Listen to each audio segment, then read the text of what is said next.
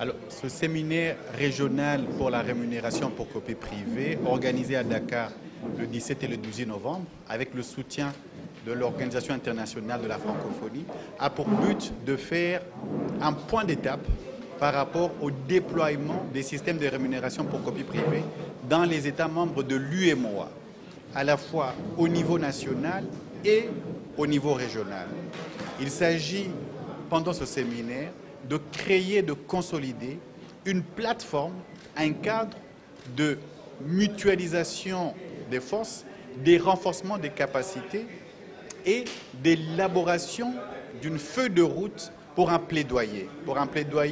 pour l'opérationnalisation d'une directive régionale relative à la rémunération pour copie privée. La place des artistes est importante car c'est pour les créateurs, auteurs, compositeurs, éditeurs que la rémunération pour copie privée est implémentée. À terme, la rémunération pour copie privée représente un levier important pour accroître les revenus des créateurs.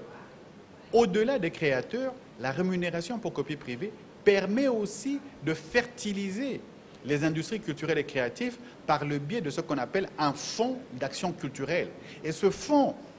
peut devenir un outil de politique culturelle dans